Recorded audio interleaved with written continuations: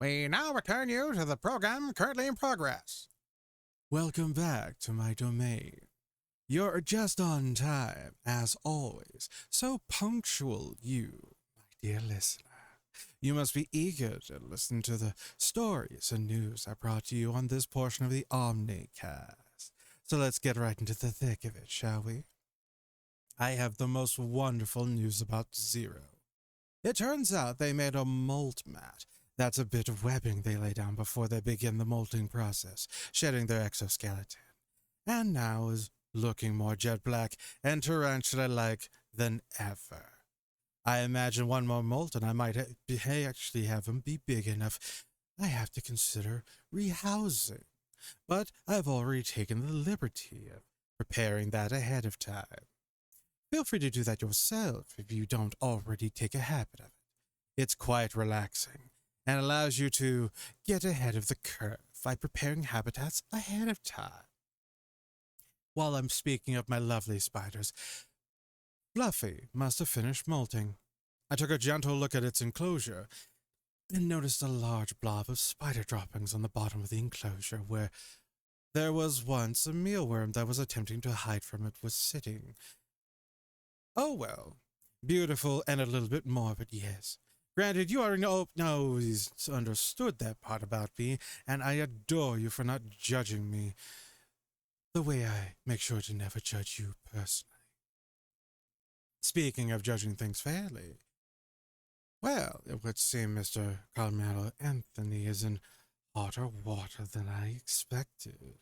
It turns out that while the charges were found liable for potential first-degree charges, possibly premeditated, granted, that's not the worst part in my eyes. The worst part is Mr. Anthony actually attempted to fake being in a gang to claim creed/protection.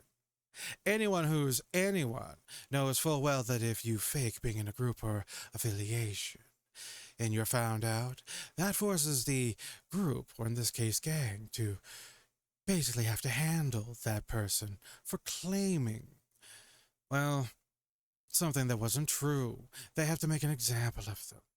Sometimes it can be in rather ghastly and potentially gruesome ways. Hopefully, he doesn't have to deal with that soon, but you never know. The axe of Damocles, or merely more so, the sword of or in this case, perhaps a guillotine. Though, fortunately, his name is not Marie Antoinette. Fortunately.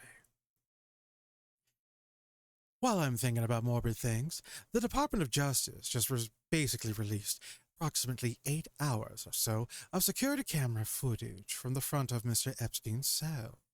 Most folks would normally be curious as to the footage, more so when you take into account that, with all that footage, there seems to be about roughly a minute from the uncut feed. Rather unusual considering once that minute's worth of footage occurred, it caused the camera to slightly move to the left. Very curious indeed. Whatever names are on that non-existent client list must have some rather juicy details in it.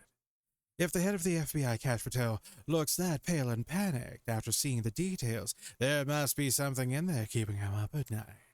I hope they sort out whatever the holdup is, unless the files are so damning that it might result in a KGB-style-like move when the USSR collapsed. Oh, right, you haven't already know about that. Oh, good.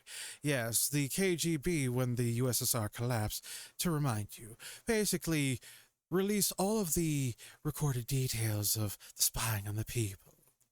Every letter, every conversation, all recorded, released for everyone to see. How dreadful. Well, what they ultimately ended up doing, the People's Republic, that would ultimately become the Russian Federation, agreed to seal the files and never speak of them again. And, well, don't be surprised if this turns out to be a similar type of ordeal. While I'm thinking about all things involving royalty, well, I have the latest scoop from across the pond in merry old England. Queen Elizabeth II just coronated as the new queen, succeeding her father, King George VI. The king is dead. All hail the queen. Reign lasted over 70 years before she shed her mortal coil from this world. She is succeeded by her son, King Charles III. The queen is dead. All hail the king. I'll be back after a word from our sponsor. The Vic Venom Show has been brought to you by Fatback's Kickback Rib Shack. Living high on the hog without feeling like a papa.